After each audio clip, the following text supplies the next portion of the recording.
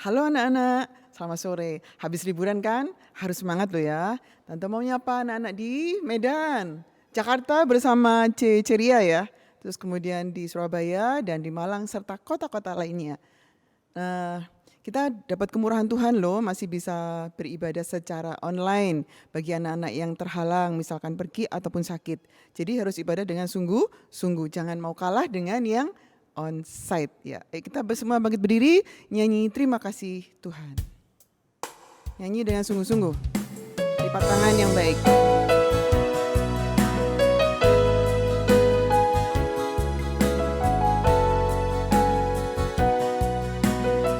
Terima kasih Tuhan.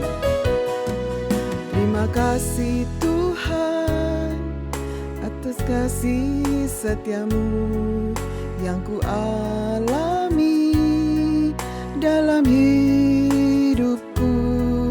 Terima kasih Yesus untuk kebaikanmu, sepanjang hidupku. Terima kasih Tuhan.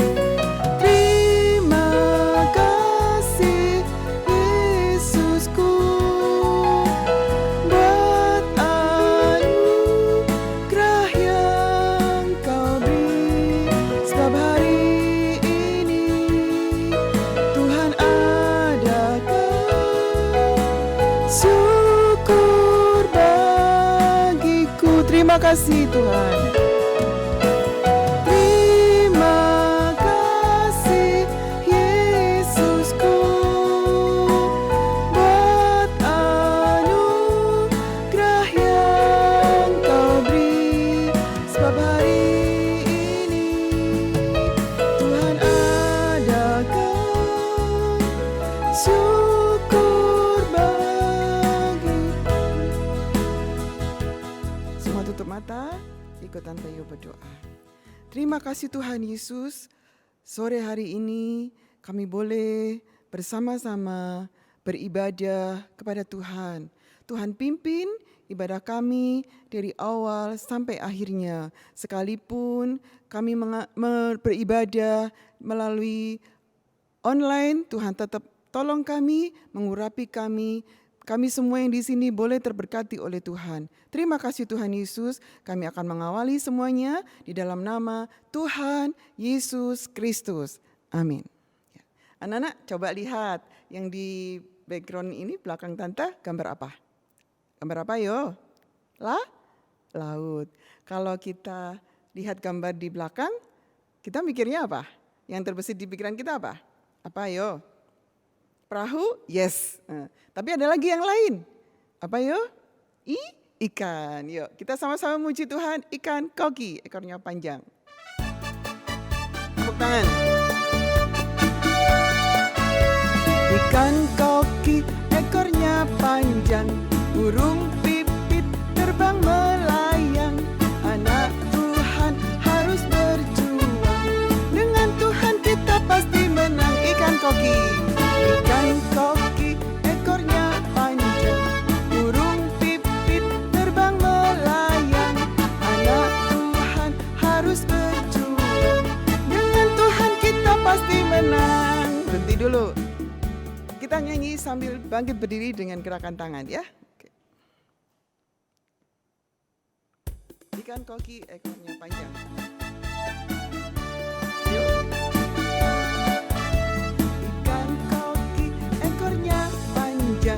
Burung pipit terbang melayang. Anak Tuhan harus berjuang, dengan Tuhan kita pasti menang. Lagi. Ikan koki, ekornya panjang, burung pipit terbang melayang. Anak Tuhan harus berjuang, dengan Tuhan kita pasti menang. Lagi.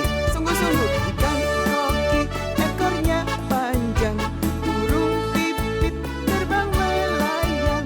Anak Tuhan harus berjuang, dengan Tuhan kita pasti menang. Lagi. Ikan koki, ekornya panjang, burung pipit terbang melayang. Anak Tuhan harus berjuang, dengan Tuhan kita pasti menang. Nyanyinya sungguh-sungguh loh ya. Anak-anak sekarang boleh duduk. Kita sambung dengan Laskar Kristus. Gak capek kan?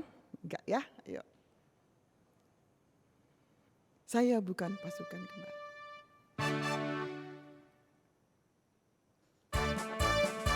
Tepuk tangan dulu.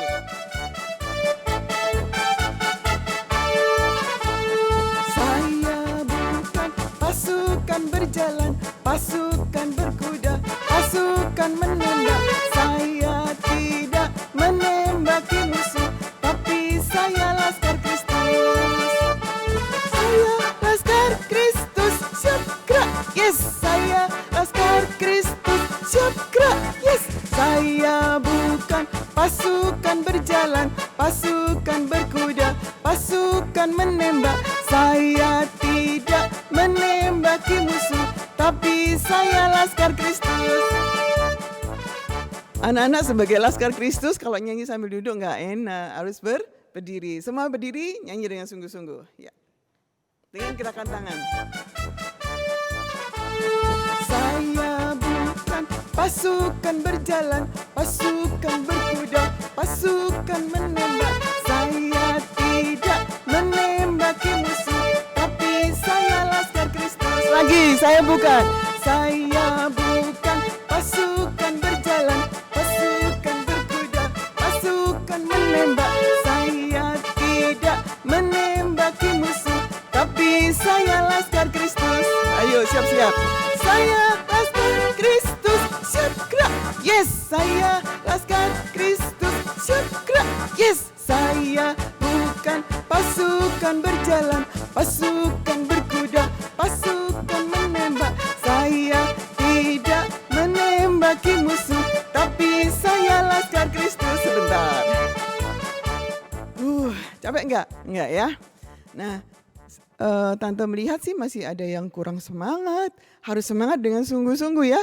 Nanti kita nyanyikan lagu ini berulang-ulang. Terus disambung dengan Aku Pahlawan Kecil.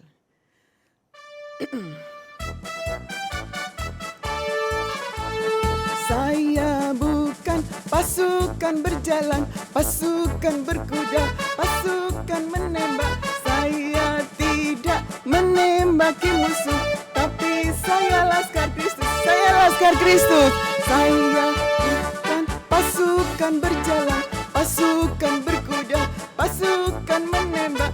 Saya tidak menembaki musuh, tapi saya Laskar Kristus. Yes. Saya Laskar Kristus, siap gerak. Yes, saya Laskar Kristus, siap gerak. Yes, saya bukan pasukan berjalan, pasukan berkuda, pasukan menembak. Saya tidak menembaki musuh, tapi saya Laskar Kristus. Ya, aku pahlawan kecil. Kecil, tepuk tangan. Yesus panglimaku, Tuhan di pihak kita. Siapakah lawan kita? Tidak ada. Aku pahlawan kecil. Yesus panglimaku, Tuhan di pihak kita. Siapakah lawan kita? Tidak ada. Aku pahlawan kecil. Yesus panglimaku, Tuhan di pihak kita. Siapakah lawan kita? Tidak ada. Senang ya, sukacita memuji Tuhan. Ada pengumuman seperti biasanya. Tante bacakan untuk anak-anak semua. Seperti biasa, ibadah kita yang onsite itu di Surabaya jam 9.15 hari Minggu, kemudian di Malang jam 10, di Medan 10.15, di Jakarta jam 16 atau jam 4 sore, sama dengan online. Ya. Nah, memang online ini diperuntukkan untuk anak-anak semua yang berhalangan, misalkan harus pergi dengan papa mama, atau sakit, nggak bisa ke gereja, atau ya keperluan mendadak gitu ya. Jadi bisa mengikuti ibadah online, tapi ibadahnya juga harus dengan sungguh-sungguh.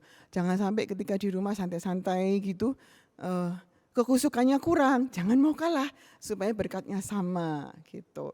Terus di dalam setiap ibadah online pun harus dengan pakaian yang rapi, jangan yang santai-santai, pakaian tidur. No, tidak boleh ya, jangan ya. Nah, tiba saatnya kita akan mendengarkan firman Tuhan, sama-sama bangkit berdiri, kita menyanyikan lagu Yesus ku undang. Yesus ku panggil.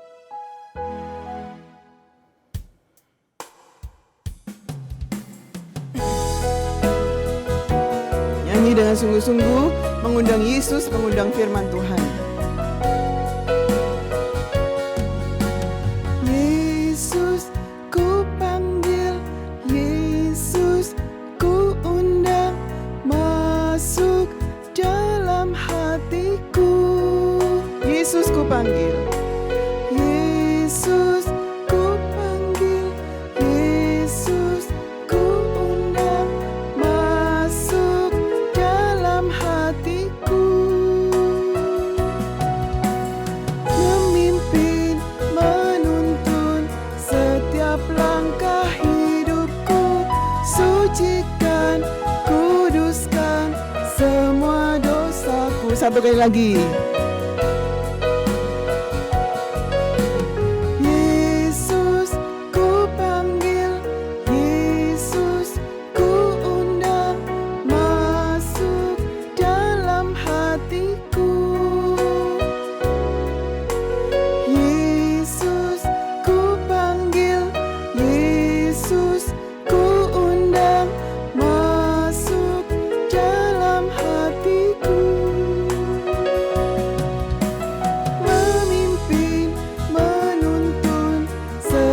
Langkah hidupku, sucikan, kuduskan semua dosaku. Memimpin, menuntun.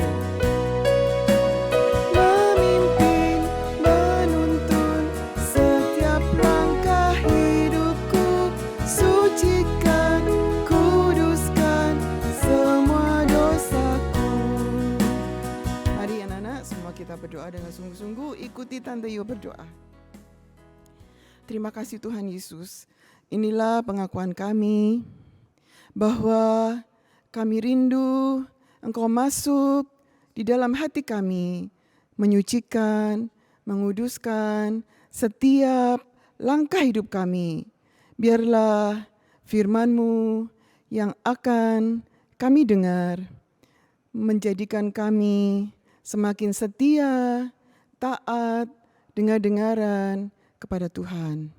Kuasa iblis, kuasa setan yang akan merampas benih firman Tuhan, kami panggil nama Tuhan Yesus Kristus yang berkuasa untuk mengusir segala setan, segala iblis yang mau merampas benih firman Tuhan. Engkau pergi keluar, Engkau sucikan hati kami, dan kami siap mendengarkan firman Tuhan. Haleluya, haleluya, amin. Nah, anak-anak, tiba saatnya para laskar Kristus harus mendengarkan perintah atau firman dari panglimanya, yaitu Tuhan Yesus Kristus melalui firman untuk kita semua di sore hari ini. Anak-anak duduk manis, siapkan firman Alkitab, siapkan catatan, dan anak-anak yang kecil dengarkan dengan sungguh-sungguh ya.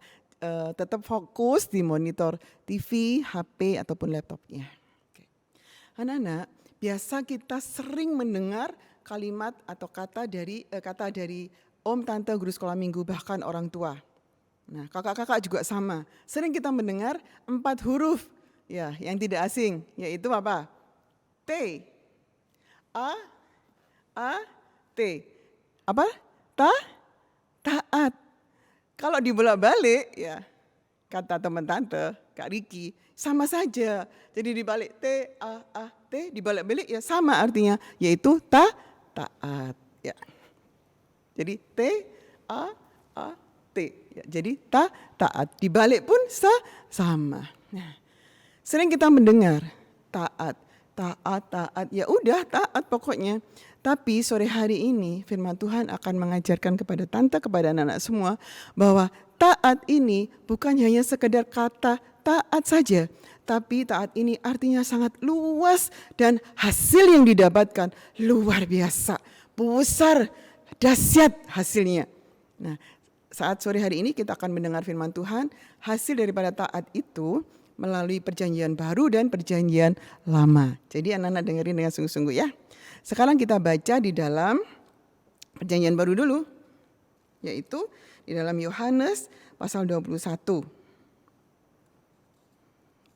Di situ nanti dimulai dari ayat yang ke-1 sampai ayat yang ke-7, terus kemudian dilanjutkan dengan ayat yang ke-11.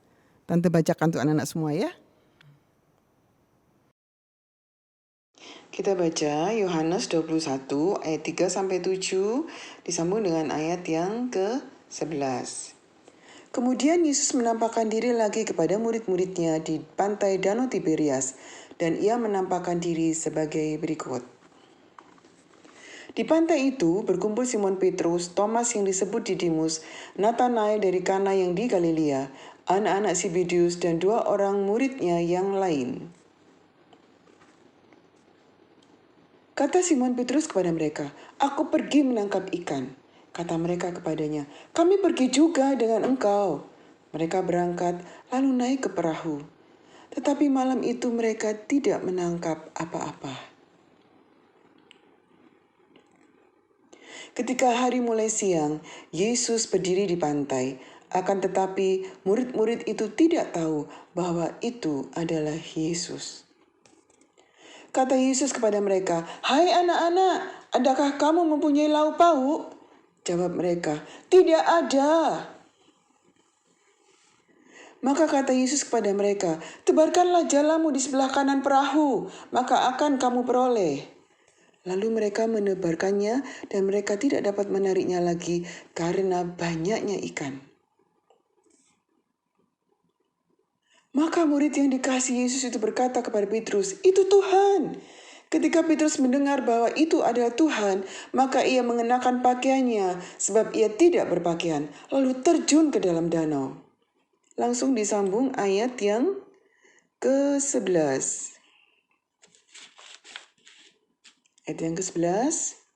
Simon Petrus naik ke perahu lalu menghela jala itu ke darat, penuh ikan-ikan besar 153 ekor banyaknya.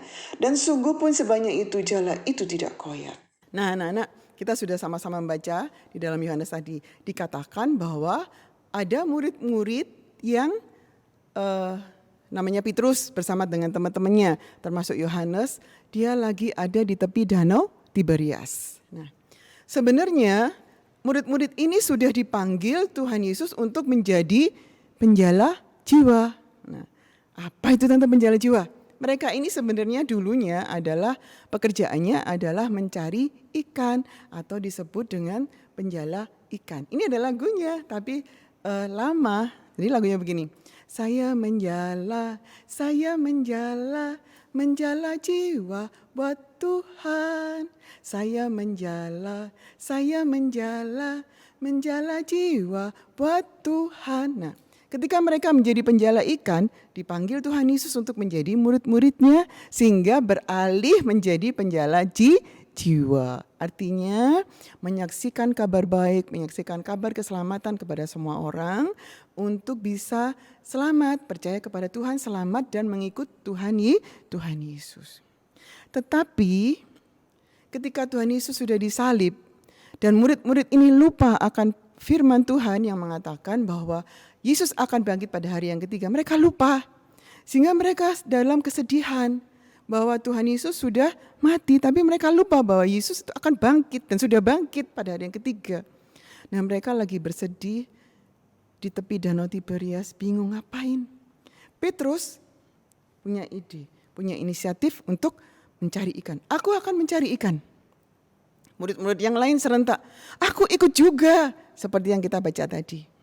Mulai mereka masuk ke dalam perahunya, mereka berlayar di danau yang sangat luas itu.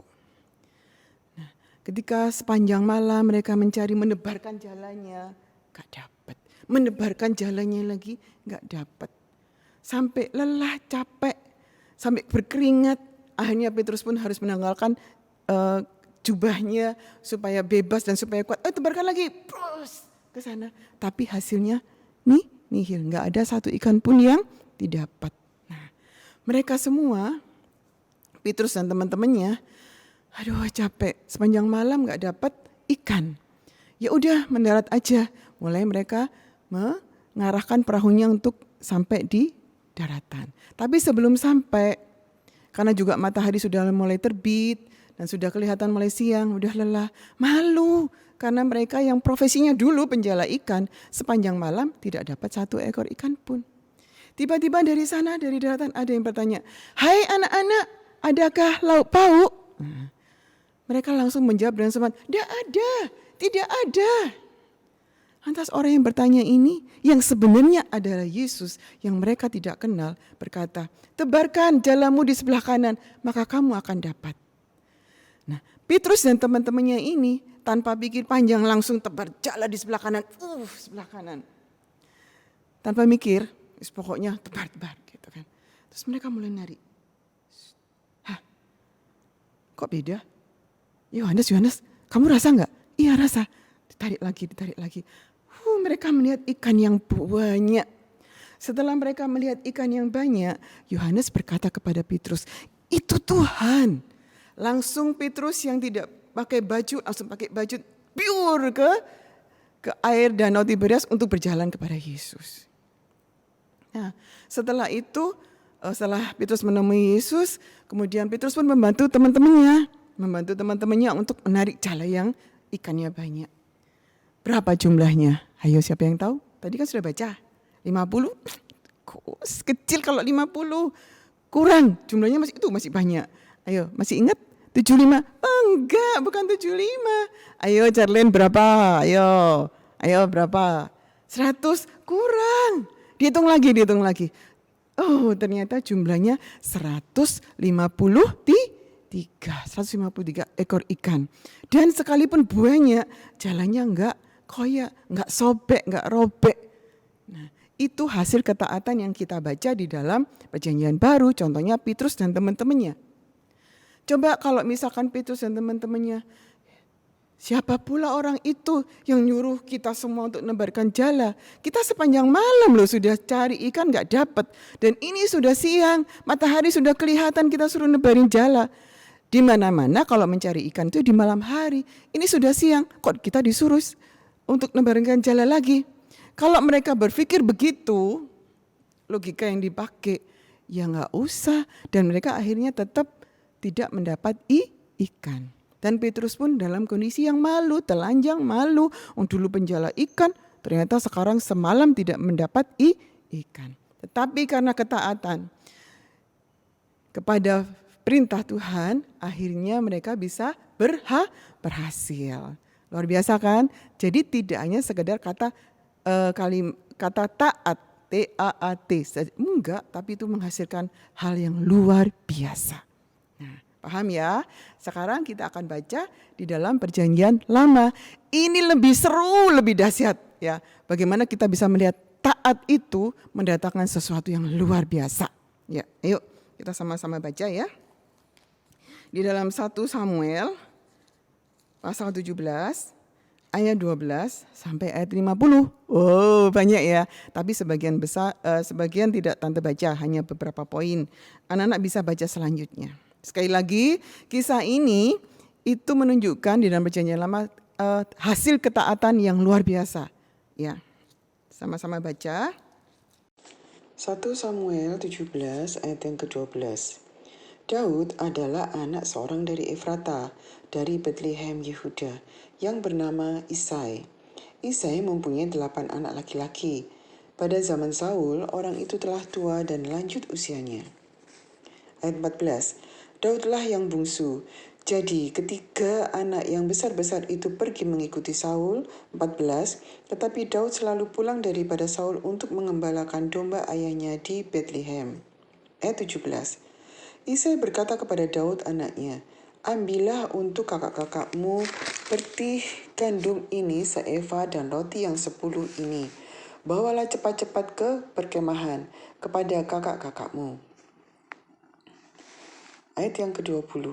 Lalu Daud bangun pagi-pagi Ditinggalkannya lah kambing dombanya pada seorang penjaga, lalu mengangkat muatan dan pergi seperti yang diperintahkan Isai kepadanya. Lanjut ayat yang ke-22.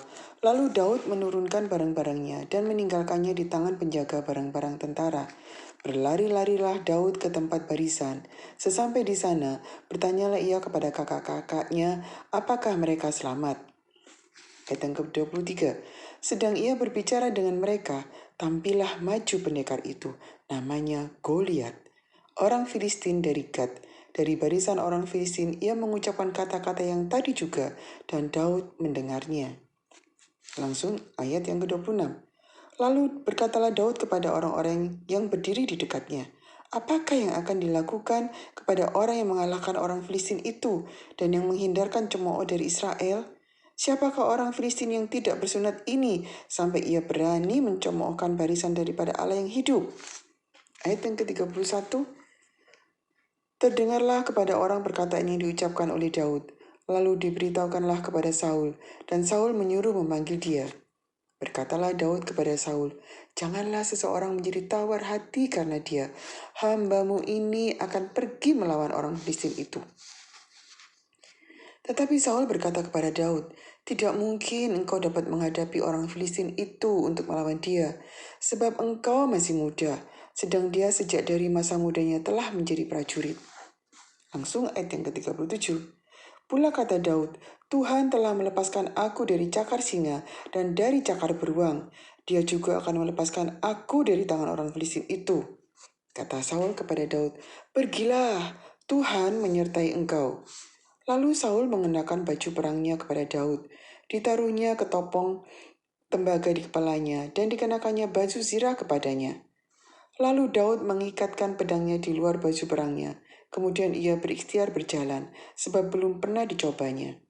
Maka berkatalah Daud kepada Saul, aku tidak dapat berjalan dengan memakai ini, sebab belum pernah aku mencobanya. Kemudian ia menanggalkannya. Ayat yang ke-40. Lalu Daud mengambil tongkatnya di tangannya, dipilihnya dari dasar sungai 5 batu yang licin, dan ditaruhnya dalam kantung gembala yang dibawanya, yakni tempat batu-batu, sedang umbannya dipegangnya di tangannya. Demikianlah ia mendekati orang Filistin itu. Ayat yang ke-42. Ketika orang Filistin itu menunjukkan pandangnya ke arah Daud serta melihat dia, dihinanya Daud itu karena ia masih muda, kemerah-merahan dan elok parasnya. 43. Orang Filistin itu berkata kepada Daud, anjingkah aku, maka engkau mendatangi aku dengan tongkat? Lalu demi para allahnya orang Filistin itu mengutuki Daud. Ayat yang ke-45. Tetapi Daud berkata kepada orang Filistin itu, engkau mendatangi aku dengan pedang dan tombak dan lembing, tetapi aku mendatangi engkau dengan nama Tuhan semesta alam, Allah segala barisan Israel yang kau tantang itu. Kemudian ayat yang ke-48, ketika orang Filistin itu bergerak maju untuk menemui Daud, maka segeralah Daud berlari ke barisan musuh untuk menemui orang Filistin itu. 49. Lalu Daud memasukkan tangannya dalam kantungnya, diambilnyalah sebuah batu dari dalamnya, diumbannya, maka kenalah dahi orang Filistin itu, sehingga batu itu terbenam ke dalam dahinya, dan terjerumuslah ia dengan mukanya ke tanah. 50. Demikianlah Daud mengalahkan orang Filistin itu dengan umban dan batu. Ia mengalahkan orang Filistin itu dan membunuhnya tanpa pedang di tangan. Nah anak-anak, kita sudah baca ya tadi di 1 Samuel tadi ayat 17. Sudah tidak asing kan sebenarnya cerita ini. Tetapi firman Tuhan menekankan satu kali lagi ada sesuatu yang perlu ditegaskan sore hari ini. Yang perlu diberitahukan kepada anak-anak dan tante. Tokoh ini sebenarnya anak-anak sudah hafal. Bahkan ada lagunya. Tapi sebenarnya awal daripada kisah itu ceritanya dari sini. Nah, si Daud itu adalah anak bungsu dari Bapak Isai. Jangan lupa ya. Jadi nanti kalau ditanya papa mama bisa tahu, bisa cerita gitu kan. Anak bungsu dari Bapak Isai. Bapak Isai mempunyai anak 8. Jadi Daud ini anak yang ke-8.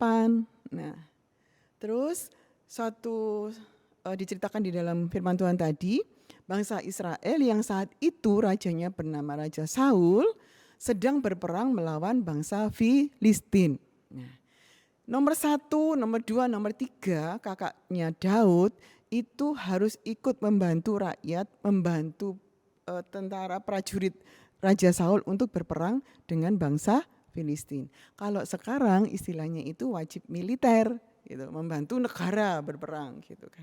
Nah, mereka udah berperang, terus kemudian Daud ini yang sehari-hari itu pekerjaannya ya di rumah, membantu ayah, terus kemudian membantu kakak-kakaknya juga mengembalakan kambing domba. Jumlahnya nggak banyak, ya seperti di video tadi yang Tante baca.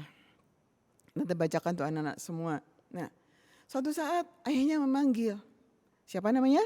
Bapak Isai. Daud, gitu ya. Ya Bapak atau ya Papa gitu kan. Ini tolong ya kamu bawakan bekal untuk kakak-kakakmu. Bawakan roti ini dan bekal untuk kakak-kakakmu. Pastikan mereka selamat. Si Daud paling bungsu enggak pakai membantah. Enggak pakai berdalih macam-macam. Iya Bapak atau iya Ayah, iya Papa gitu. Nah disiapkan. Setelah itu besok paginya Daud pagi-pagi bangun membawa bekalnya. Terus menitipkan domba-dombanya, kambing dombanya ke penjaga yang lain. Nah terus dia berangkat menuju ke kakaknya. Nah kakaknya yang 3 orang tadi itu lagi ada di medan pertempuran. Ada di pertempuran, jadi di camp ya, campnya tentara-tentara gitu. Nah, setelah itu Daud berjalan menuju ke tempat kakak-kakaknya. Sampai di lokasi, sampai di tempat kakak-kakaknya, langsung ditemui kakak-kakaknya. Terus bicara, kakak selamat ya. Terus ini bekal dari ayah. Tetapi ketika Daud berbicara dengan kakak-kakaknya dan teman-teman kakak-kakaknya itu, pendekar dari bangsa Filistin ini jalan. Ya, mereka kaget. Terus beberapa orang pada lari. Karena pendekar dari bangsa Filistin, Alkitab mengatakan pendekar. Itu tingginya bukan seperti tante, bukan seperti om atau siapa gitu ya, yang biasa cuman paling tinggi 1,8 atau 2 meter. Tapi ini tinggi 3,2 meteran. Terus mereka pada lari. Dan orang-orang Filistin ini, pendekar ini selalu mengolok-olok bangsa Israel, selalu mengolok-olok Tuhannya Israel, selalu mengolok-olok, menghina Tuhan. Nah, si Daud mendengar, terus kemudian ngomong-ngomong sama teman-temannya kakak, siapa dia gitu loh, kok sampai berani dia ngolok-ngolok kita, bahkan mengolok-ngolok Tuhan. Nah, terus diceritakan bahwa itu memang musuh yang pendekarnya bangsa Filistin yang melawan kita, jadi kita nggak berani. Bahkan sampai raja membuat pengumuman siapa yang bisa mengalahkan, itu yang dapat hadiah besar gitu kan. Tapi Daud tetap ngotot, orang itu kok nggak baik ya, mereka sudah nggak percaya sama Tuhan, ngolok-ngolok kita, terus ngolok-ngolok Tuhan lagi. Daud kesel gitu kan. Terus ada beberapa prajurit ketika mendengar, ini pemuda kok berani ya, padahal nggak pakai pakaian apa-apa, tiba-tiba sampai di sini, di medan seperti ini berani. Terus kemudian ngomongin tentang si pendekarnya Filistin, yaitu Goliat yang besar itu. Berani sekali dia. Terus kemudian prajurit-prajurit ini berinisiatif memberitahukan kepada Raja Saul. Raja Saul kaget, iya kah? Nah langsung disuruh manggil si Daudnya. Daud pun datang kepada raja. Terus Daudnya kepingin melawan, jangan khawatir, hamba akan melawan mereka, akan melawan bangsa Filistin. Raja Saul berkata, kamu gak bisa, karena kamu masih muda, dan kamu dari kecil gak dilatih untuk jadi prajurit, untuk jadi tentara, gak bisa. Tapi Daud mengatakan, Tuhan yang aku sembah, Tuhan Allah kita, pasti akan membebaskan kita dari bangsa Filistin. Dan akhirnya singkat cerita diperoleh izin untuk pergi si Daud ini melawan Goliat, melawan bangsa Filistin. Nah, biasa kalau berperang harus memakai pakaian perlengkapan perang. Pakai baju yang berat, terus ada topong ini, ada pakai pedang. Daud nggak bisa berjalan ya, akhirnya dilepas. Daud hanya mengandalkan nama Tuhan. Dan dia pergi mengambil tongkatnya, pegang tongkatnya, kemudian ke sungai, mengambil 5 batu, ditaruh di kantong, terus kemudian ada pengali-ali atau umban. Singkat cerita anak-anak semua sudah tahu bahwa akhirnya Daud yang masih muda yang kecil ini bisa mengalahkan raksasanya Filistin, yaitu si Goliat, pendekarnya Filistin, yaitu si Goliat, hanya dengan nama Tuhan. Ya. Awalnya diolok-olok, hei kamu datang dengan tongkat itu, kamu kira aku anjing, gitu kan kata Goliat tadi sesuai firman Tuhan. Tapi Daud mengatakan, kamu datang dengan membawa pedang, aku datang dengan membawa nama Tuhan. Akhirnya hanya dengan satu kali lemparan batu itu masuk ke dahi si Goliat dan mati, binasa. Akhirnya bangsa Israel menang. Kisah ini anak-anak sudah tahu. Tetapi yang perlu anak-anak catat dan ingat sampai anak-anak besar nanti, sampai Tuhan datang, yaitu apa? Daud bisa ketemu dengan Goliat karena taat akan perintah ayahnya, yaitu Bapak Isai. Coba kita berpikir ya sama-sama. Saat Bapak Isai menyuruh Daud untuk membawakan bekal kepada kakak-kakaknya, pastinya kita kan bisa berpikir, Pak, ya itu kan ada 3 saudara yang lain, kakak-kakakku yang lain. Kok kenapa aku yang disuruh? Papa gak keliru ta? Ayah Isai gak keliru ta? Jangan-jangan ayah gak sayang sama aku. Kan bisa berpikir begitu. Dan lebih besar loh ya. Mereka lebih besar, Daud kan paling bungsu. Kan mending Daud di rumah bantu ayah mengembalakan kambing domba. Kan lebih baik begitu, suruh kakak saja.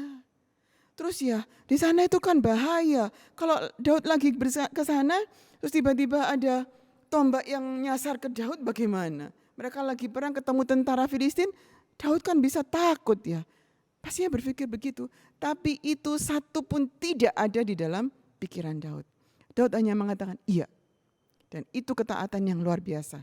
Dengan ketaatan itu Daud bisa ketemu Goliat, bisa melihat, oh ini musuh kita. Oh ini musuhnya Israel yang menghujat nama Tuhan, yang mengolok nama Tuhan, mengolok bangsa kita. Dan sejak itu pula Tuhan menetapkan memakai Daud mengalahkan Goliat. Kalau misalnya Daud itu tidak mau, bisa kok. Enggak mau ya takut lah. Itu kan di medan perang dengan Filistin, enggak mau, suruh kakak aja. Ya pastinya Daud tetap menjadi gembala. Tetap menjadi gembala di rumah ayahnya. Tapi karena dia taat, selain dia mengalahkan Goliat si raksasa itu, anak-anak bisa baca selanjutnya, Daud bisa mengganti Raja Saul dan kemudian Daud menjadi raja, menggantikan Raja Saul. Bayangkan seorang anak biasa, suka mengembalakan kambing domba, tapi bisa menjadi raja. Karena apa? Karena taat. Dia bisa mengalahkan Goliat, dia bisa tahu Goliat karena taat. Kalau enggak taat, dia tidak akan tahu itu yang namanya Goliat itu sebesar apa. Ejekannya, olokannya dia enggak tahu. Tetapi karena dia taat, Tuhan memakai kehidupan Daud, bisa mengalahkan Goliat. Dan akhirnya bisa menjadi raja, menggantikan Raja Saul. Jadi anak-anak mulai sekarang siapa yang mau taat? Semua taat.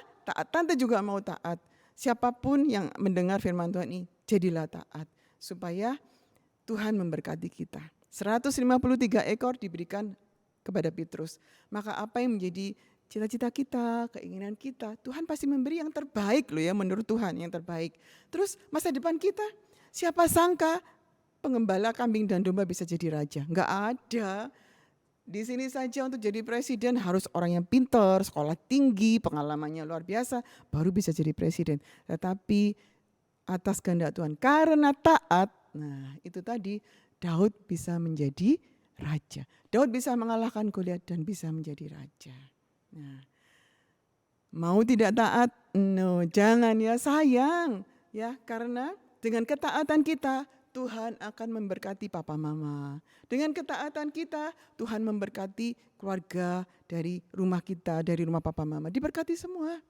Dengan ketaatan kita, masa depan anak-anak dituntun dengan baik menjadi masa depan yang indah. Gitu ya. Yuk ya, sama-sama kita tanamkan firman Tuhan, kita dengar, kita ngerti, masuk di dalam hati, diingat-ingat, dilakukan sampai kita besar nanti. Ya, Tuhan memberkati anak-anak. Ayo kita akhiri firman Tuhan sore hari ini, ibadah kita sore hari ini dengan satu pujian sama-sama, semua bagi berdiri. Ya, menyanyikan lagu Ku Mau Cinta Yesus Selamanya. Cinta Yesus diganti ku mau selalu taat. Ya.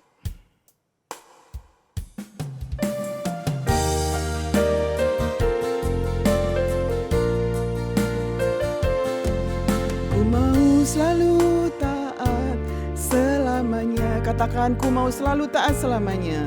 Ku mau selalu taat selamanya. Meskipun badai silih berganti dalam hidupku, ku mau selalu taat selamanya. Ku mau selalu taat selamanya. Ku mau selalu taat selamanya. Katakan kepada Tuhan, aku mau taat selamanya. Taat selamanya. Meskipun badai silih berganti dalam hidupku, ku mau selalu taat selamanya. Ya Bapa, Bapa, ya Bapa, Bapa, ini aku anakmu, layakkanlah seluruh hidupku. Ya Bapa, Bapa,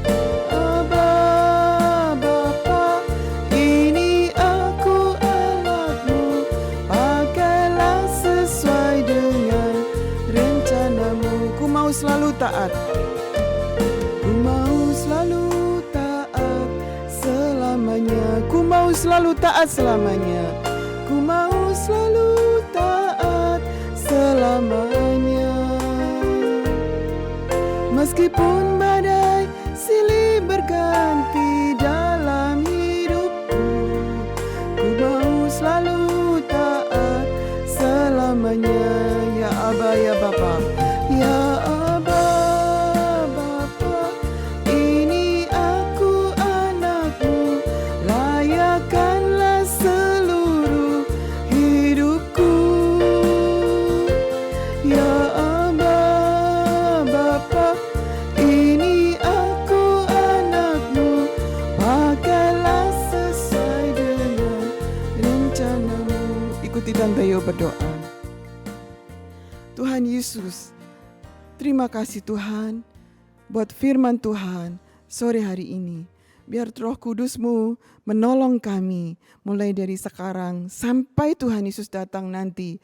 Kami mau taat, setia dengar-dengaran kepada Tuhan.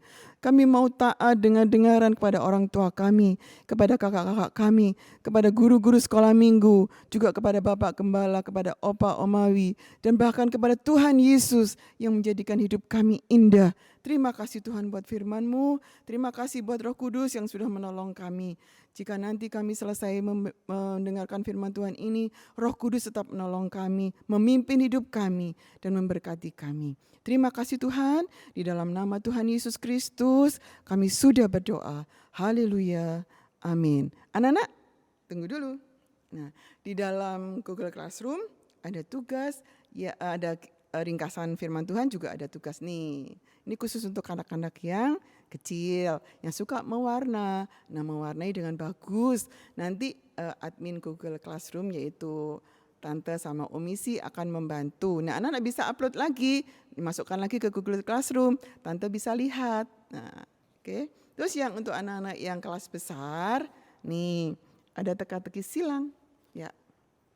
Untuk kelas menengah dan besar. Bisa diisi, kemudian dimasukkan lagi, di-upload lagi di Google Classroom.